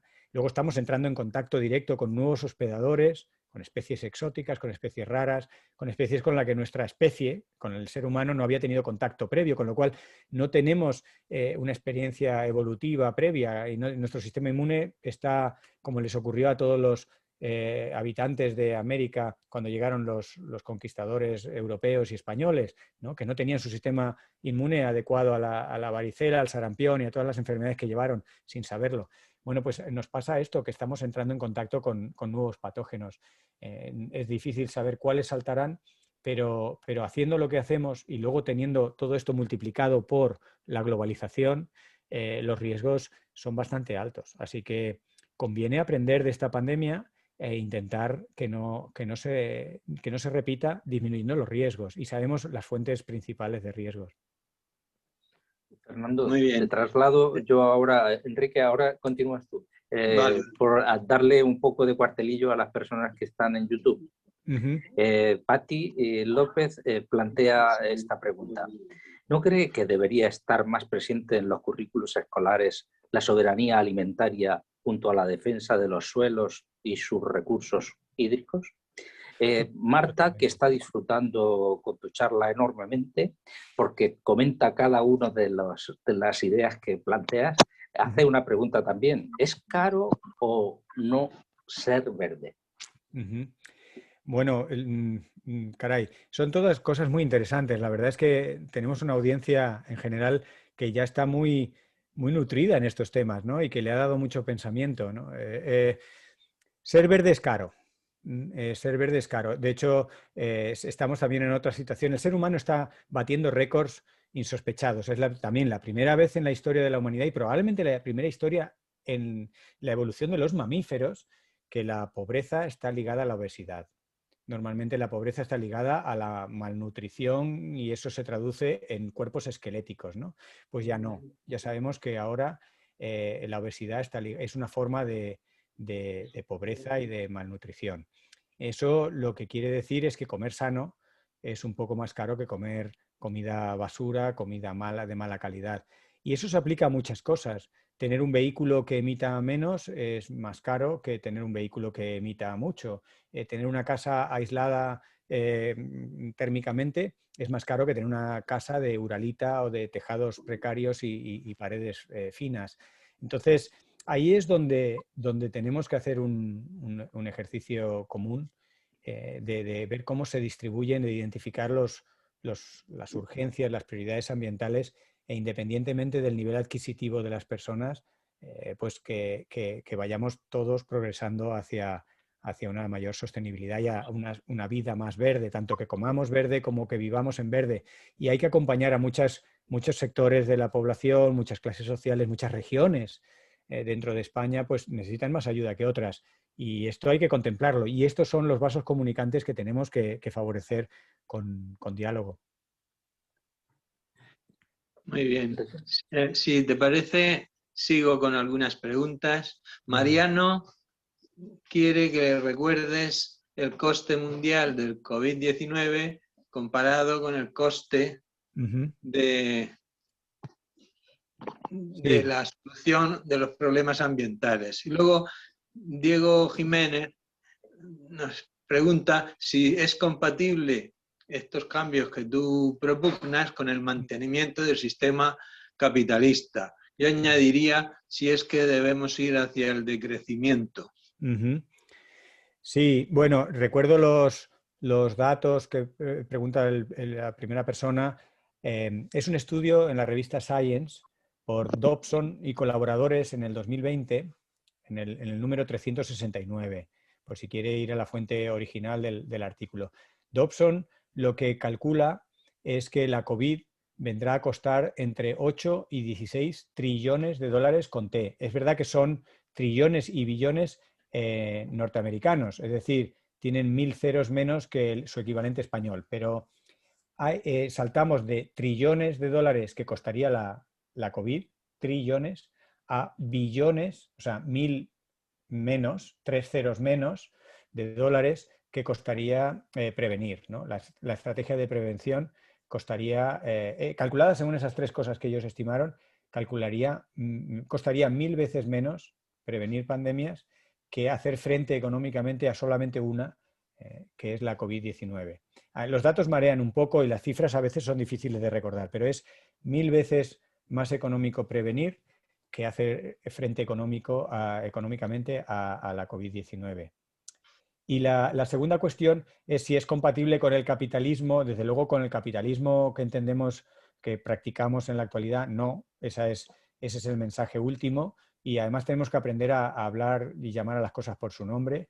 A veces nos da un poco de vergüenza o parece que hay un cierto pudor a criticar el sistema socioeconómico, que es como el que nos da de comer, y entonces, ay, madre mía, me van a llamar antisistema o voy a ser tachado de, no sé, de anarquista o de revolucionario. Bueno, pues con toda la calma del mundo, pero hay que aprender a decir cosas como que el sistema capitalista actual no es sostenible, genera tensiones indeseables en la sociedad, genera malestar, genera muertes que pueden ser evitadas y tiene una serie de consecuencias que se pueden cambiar. Y sobre lo del decrecimiento, que es verdad que lo he visto mencionado en algunas de las preguntas, pues hay también distintas formas de decrecer, ¿no? Indudablemente lo que tiene que decrecer es la huella ambiental. Eso es, digamos, va en el título de mi presentación. O sea, desde el primer momento lo que quiero es dar argumentos para que veamos que tenemos que disminuir nuestra huella ambiental per cápita, cada uno de nosotros individualmente y luego con acciones globales, colectivas, coordinadas, que hagan que tengamos menos huella, ¿no? Ahora, si ese decrecimiento en nuestra huella ambiental tiene que ir aparejado con medidas económicas de un tipo u otro, yo tampoco soy la persona más entendida en eso para contestarlo, ¿no? Indudablemente habrá que hacer un esfuerzo de reconversión de muchos sectores de actividad, ¿no? La producción de energía, por ejemplo, ya se está abandonando el carbón, pero hay que ser más valientes y se sigue subvencionando mucho todavía la quema de combustibles fósiles. Pues ahí hay que dar un paso más decidido y pasarse más a las renovables, que no son perfectas, que tienen huella ambiental, pero que indudablemente en la situación en la que estamos tenemos que agarrarnos a las renovables. Pero tampoco tenemos que dejar que las renovables se hagan sin ninguna planificación y sin ningún control, porque entonces pasamos de un problema a otro problema y estamos viendo en algunas zonas de España que se está cayendo en el oportunismo energético, se está llenando el campo de fotovoltaicas y de molinos eólicos sin planificación, sin ajustarlo realmente a la demanda, porque es así como hacemos las cosas, por desgracia. De todo queremos hacer negocio. Queremos hacer negocio de la fruta, de la producción de energía eléctrica y del agua. Y no puede ser. No puede ser. Enrique, hay una persona que tiene la mano pedida, aunque tú has trasladado algunas preguntas. Cayetano, no sé si quieres intervenir. Te doy paso y nos dices. Pero, ¿se me oye? ¿Se me oye?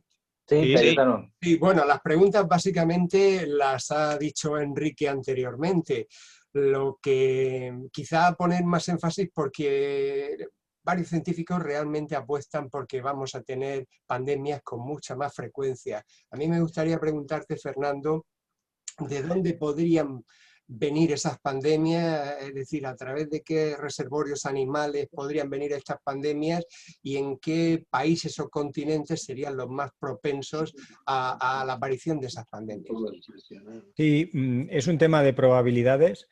Nos pueden sorprender reservorios de patógenos en cualquier momento, pero hay dos fuentes bien identificadas y altamente peligrosas, digamos, o sospechosas de que por ahí pueden venir los problemas. Por un lado, ciertos animales domésticos, en concreto las aves y los cerdos, y concretamente la producción de cerdos en China. Eso es una bomba de relojería. Ya se sabe, hay otro virus de la familia del coronavirus que ya ha evolucionado para ser compatible con la especie humana, se llama D4 o algo así, salió un artículo hace unos meses y ya han desarrollado anticuerpos como el 20% de los trabajadores en algunas granjas porcinas de China.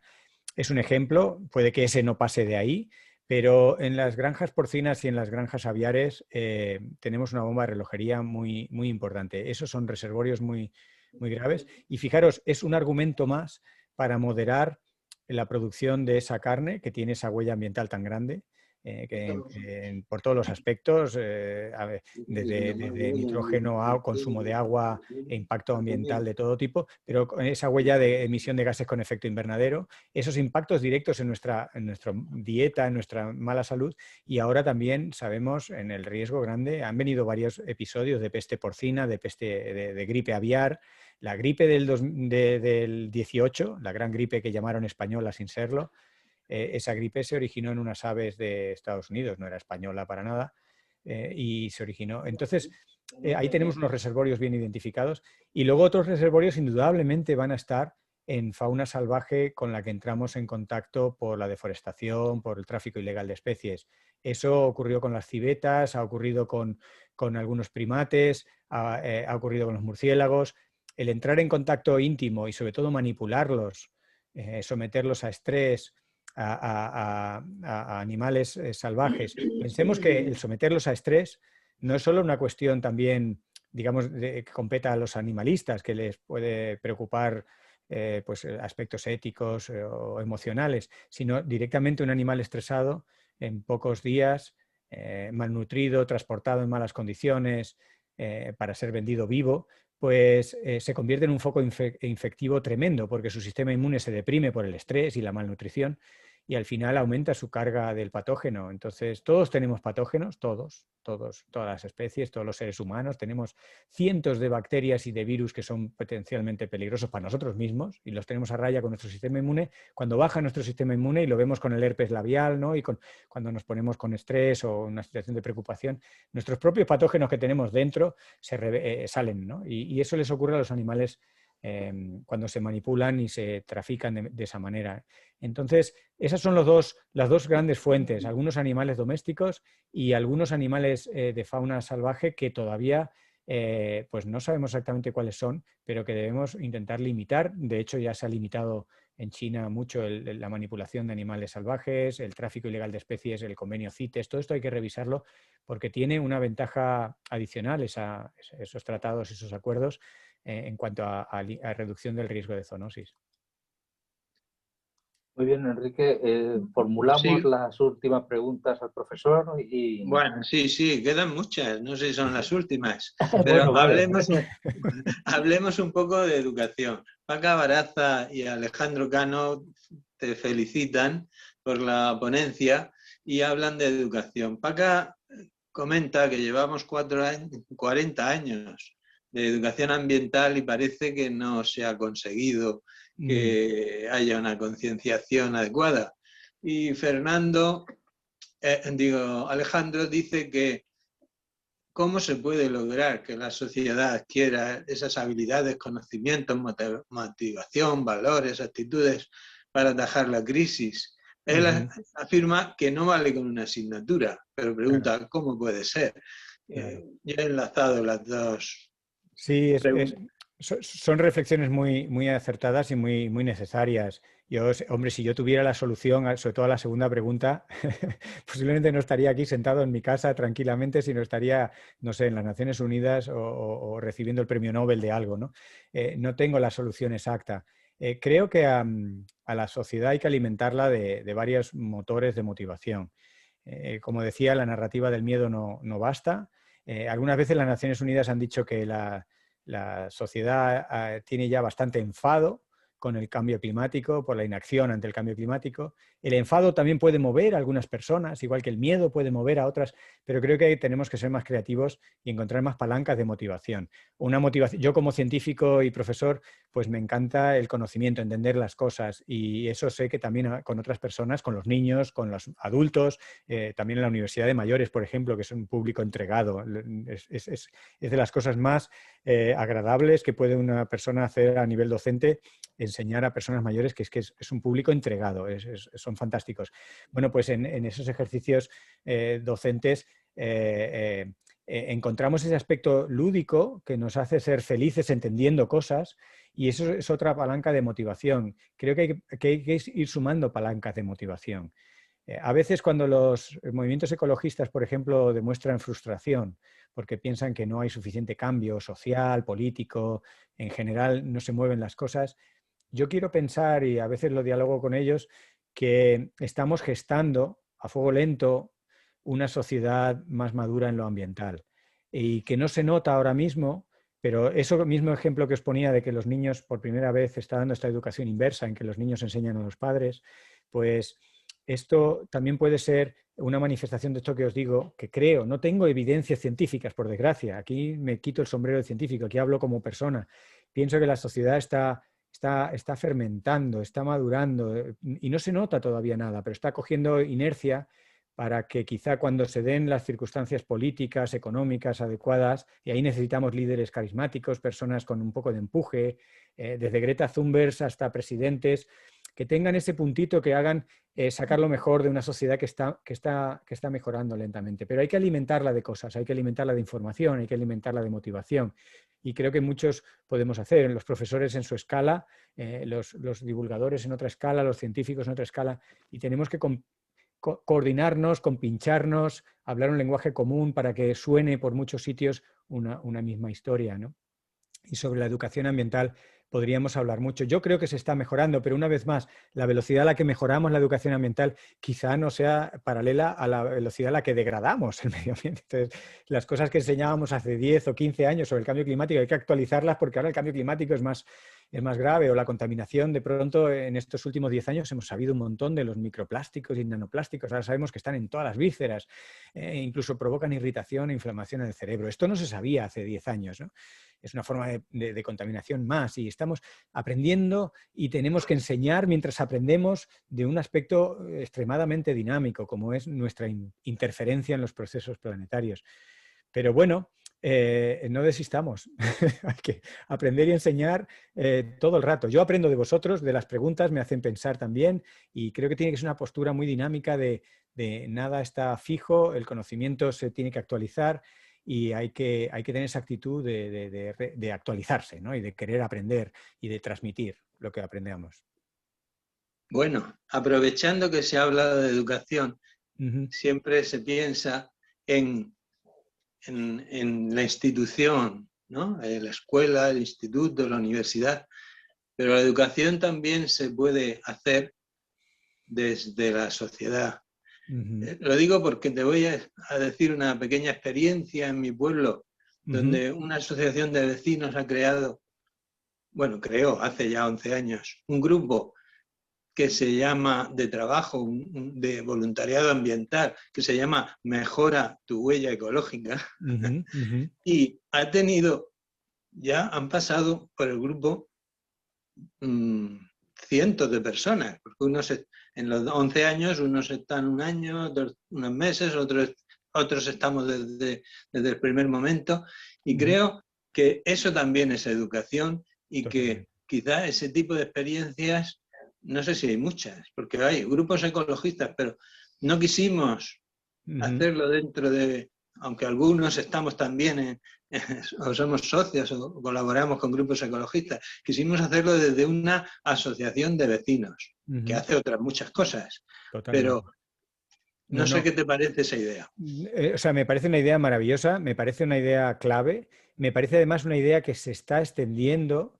En el sitio donde vivo, en Tres Cantos, se acaba de crear en estos días la plataforma, se llama Plataforma por el Entorno Natural de Tres Cantos. Por supuesto que había ya grupos ecologistas, había una asociación de vecinos. Tres Cantos tiene del orden de 80.000 habitantes, para que lo dimensionéis, lo que no lo conozcáis. Es un pueblo que ha crecido, ya tiene el tamaño de 2 o 3 capitales de algunas provincias, ¿no? Y esta asociación de vecinos de Tres Cantos está haciendo mucho más transversal que el puro movimiento ecologista, que no le falta razón, pero que tiene un foco más estrecho, porque indudablemente estamos apuntando a un cambio social que es más inclusivo que solamente proteger al lince o al lobo o al águila real, y no solo es detener la pérdida de, no sé, de espacios naturales, sino pues de nuestra relación con la naturaleza y de nuestro sistema socioeconómico. Y estas cosas pues competen a movimientos sociales a veces, pues en principio, un poco alejados o no tan directamente conectados con el mundo ambiental, pero que acaba teniendo una conexión, como no puede ser de otra manera, con el mundo ambiental. Yo creo, cuando me pongo espiritualmente en positivo, cuando me cargo las pilas del optimismo, que vamos a lograr, si logramos el cambio, que creo que lo lograremos, el cambio y a tiempo de todavía poder hacer cosas en positivo. Si creo que lo vamos a lograr es por coordinar, por saber coordinarnos y ser coordinados, las dos cosas, todas estas iniciativas locales.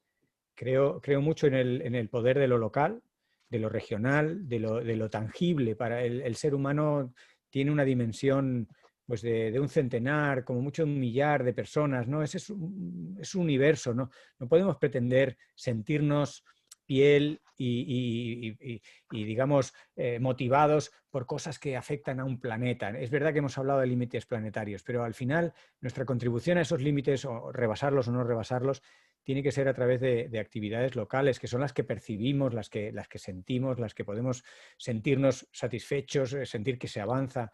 Y por tanto, actividades e iniciativas como la que cuentas, Enrique, me parecen claves. Me parece que además no te creas que son aisladas. Toman distintas formas, nombres, hay mucha idiosincrasia, muchas cosas a veces muy anecdóticas, pero yo diría que hay muchos movimientos en España y en el mundo que van juntando remeros locales y que se van alimentando de esa motivación que da poder trabajar a esa escala. Y la ambición para un buen político, un político del siglo XXI, tendría que ser un político capaz de coordinar esas acciones locales, aprovechar, rentabilizar y maximizar todas esas iniciativas que se están haciendo a escalas más pequeñas donde la gente realmente podemos trabajar, ¿no? Bien, pues hay un par de preguntas que están relacionadas un poco con la ética. Liz Miranda y un asistente anónimo empiezan felicitándote, pero uno dice exactamente, ¿es posible pensar desde el bien común? En este contexto de emergencia sanitaria, los países del norte han acaparado las vacunas y se han negado a liberar la patente de las mismas. Es terrible que con todo lo que estamos viviendo, la vida no se ponga en el centro. Con pandemia y en emergencia climática, el extravismo sigue operando, el extractivismo. Y no hay políticas públicas justas que velen por la salud ambiental y humana, por los derechos humanos y para que las desigualdades no sean brutales. Totalmente cierto. ¿Cómo se gestiona que sociedades como... Claro. Sí, Iba a preguntar la otra, porque más o menos, ¿cómo se gestiona que sociedades como India o Indonesia, con una renta per cápita baja, quieran acercarse a la Unión Europea y dependan de recursos de carbón para progresar, cuando son casi la mitad de la población mundial? Sí, son reflexiones muy, muy ciertas.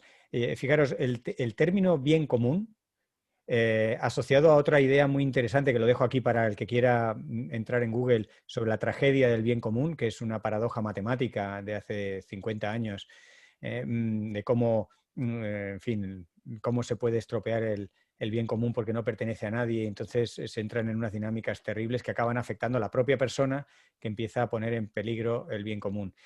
Fijaros, el concepto de bien común está emergiendo en un montón de conversaciones, de talleres y demás. Yo tardo un poquito en hablar de bien común porque está muy asociado a la ideología de izquierdas, al socialismo, al comunismo, y no quiero entrar en la politización, al menos no entrar a saco de entrada, porque hay personas que se sienten un poco, se pueden sentir fuera de ese lenguaje. Pero indudablemente el hecho de que el bien común esté saliendo a relucir en las preguntas como concepto, por supuesto que estamos abocados a pensar en el bien común. Tenemos herramientas para pensar en el bien común, tenemos modelos de gestión del bien común y bueno, se llama gobierno, se llama Estado y puede funcionar regular, como estamos viendo, puede funcionar muy mal, como hemos visto en algunos casos, pero también se puede mejorar y hay que poner en valor ese bien común. Porque ganamos todos y vuelvo a invitar a los que quieran mirar la tragedia del bien común. Cuando el bien común no se gestiona bien, ¿a dónde vamos, no?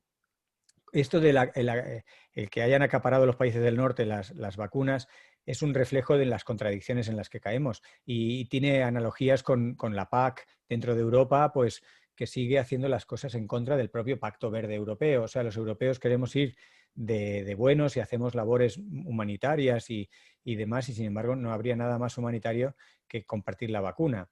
Entonces, también hay que ser un poco permisivos con las contradicciones. Va a ser imposible hacer una transformación completa como la que estamos planteando sin caer en contradicciones. Entonces, no podemos ser tampoco tan inflexibles. Tenemos que encajar esas contradicciones y irlas amablemente invitándolas a que salgan. El caso de las vacunas y las patentes, que se generan mucha de la investigación, una buena parte de la investigación de las vacunas es con fondos públicos. Son científicos como yo que están en un laboratorio y que con su salario pagado por impuestos de los ciudadanos desarrollan una vacuna y luego la explotación de esa vacuna queda en manos privadas y hay un enriquecimiento de una empresa intermediaria que aprovecha una inversión con fondos públicos. Esto es otro ejemplo de cosas que no pueden ser, pero lo digo con toda calma. He bajado el tono a propósito para no molestar a nadie. No puede ser. Y lo saben las propias fábricas y empresas relacionadas con las vacunas. Tampoco podemos transformar ese negocio mañana mismo, porque si no hubiéramos tenido esas empresas, los estados no tienen hoy por hoy la infraestructura para producir vacunas en las cantidades que las estamos necesitando. Entonces, hay que hacer un acuerdo, un pacto de transición, pero en muchos aspectos. Pero lo primero es reconocer las contradicciones, reconocer las injusticias, si no, no las vamos a poder resolver. Se quedan muchas preguntas sin contestar. Yo por mí puedo seguir, ya veo que Alfonso enciende su pantalla y a lo mejor tenemos que empezar a ir pensando en un final. Yo seguiría encantado porque además es una audiencia muy, muy sugerente, llena de preguntas muy, muy acertadas. Pues yo quería darle la palabra precisamente a Alfonso para que si quería comentar alguna cosa y ya prácticamente despedirnos y dejaros descansar. Pues yo, como no, me quiero unir a las felicitaciones de los espectadores y del resto de panelistas, pero la realidad es que pensaba que iba a ser así, de interesante, porque hoy he preguntado por la facultad y me habían dicho, te lo vas a pasar bien, sobre todo te lo vas a pasar bien.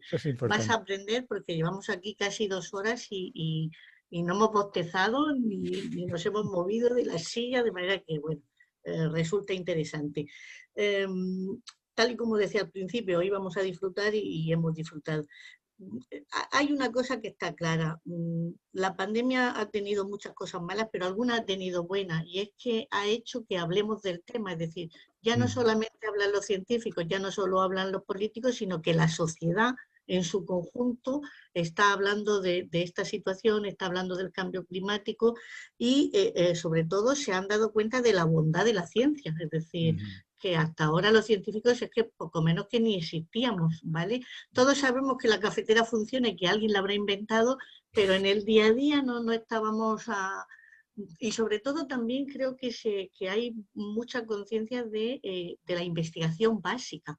porque estamos en una sociedad actualmente que parece que todo tiene que ser investigación aplicada, es decir, tenemos que resolver todos los problemas de la industria, y si no llevasen los científicos años trabajando en vacunas de ARN, ahora no tendríamos vacunas de ARN, es decir, que ha habido científicos que llevan ahí con esa investigación básica, es decir, que yo creo que ha tenido esa parte interesante la pandemia de poner en contexto y en valor a la ciencia. Y en cuanto a la educación, creo que es esencial.